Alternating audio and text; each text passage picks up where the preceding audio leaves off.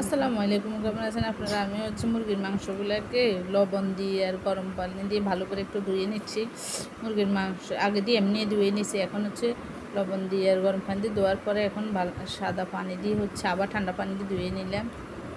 ভালো করে ধুয়ে নেওয়ার পরে মাংসগুলোকে একটু লবণ হলুদ মেখে রেখে দেবো। এখান দিয়ে কচুরমুখী দিয়ে মুরগির মাংস দিয়ে রান্না করব। কচুরমুখিগুলো একটু তেল দিয়ে আর হলুদ আর লবণ দিয়ে একটু ভাজা ভাজা করে নেবে, একটু কালারটা ব্রাউন কালার করে দেবো। স্বাদ একটু রসুনে দিয়ে দিলাম।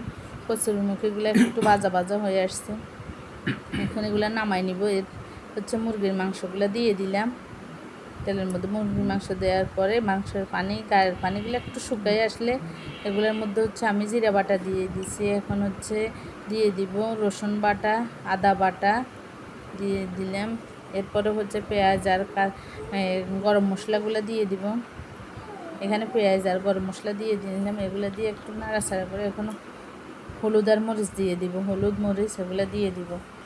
এখন দিয়ে দিচ্ছি হলুদের গুঁড়া। আমি ঝাল করে রান্না করতে জন্য লাল মরিচের ঝাল একটু বেশি দেবো। এখন দিয়ে দিচ্ছি বেশ কয়েকখানা মরিচের গুঁড়া দিয়ে দিলাম। এখন সবগুলোকে একসাথে করে ভালো করে মিক্স করে একটু ঢাকনা দিয়ে দিব। পরে একটু কষানো হলে একটু পানি দিব, অল্প সামান্য একটু পানি দিয়ে দেবেন। এটার মাংসের মধ্যে এমনি পানি বেরোয়। এখন মাংসগুলো আমার কষানো প্রায় শেষের দিকে। কালারটা দেখেন কী রকম আসছে, অনেক সুন্দর আসছে কালারটা। এখন মাংসগুলো কষানোর জন্য ঢাকনা দিয়ে দিলাম। কষানো শেষ। এখন কচুরমুখী আর রসুনগুলো দিয়ে দিলাম। 5টা রসুন দিয়েছি। এখন কচুরমুখিগুলো দিয়ে একটু ভালো করে উপর নিচ করে মাংসগুলোকে একটু ঢাকনা দিয়ে দিব। ঢাকনা দেওয়ার পর কষানো শেষ। আমি ঢাকনা দিয়ে দিয়েছি, কষানো শেষ। এখন আমি গরম পানি দিব। এখানে তরকারির মধ্যে এমনি গরম পানি দিলে তরকারি মজা হয়। এখন গরম পানি দিয়ে দিলাম।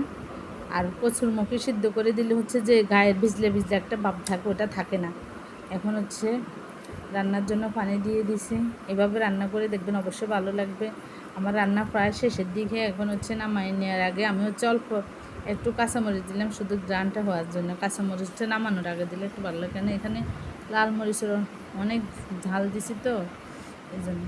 এখন না আমি নামাই নিব। আমার কচুরমুখী দিয়ে মুরগির মাংস এভাবে রান্না করে দেখবেন, অবশ্যই ভালো লাগবে। আমার নামাই এনেছি, দেখেন রান্নার শেষ। কালারটা দেখা কি জোর আসছে। এরকম রান্না করে দেখবেন, অবশ্যই ভালো লাগবে। আর আমাদের আজকের খাওয়া ডাল, মুরগির মাংস, করলা ভাজি। আমার চ্যানেলটা ভালো লাগলে লাইক করবেন, কমেন্টস করবেন। আজকের মতো এখানে বিদায়। আল্লাহ হাফেজ, আসসালামু আলাইকুম।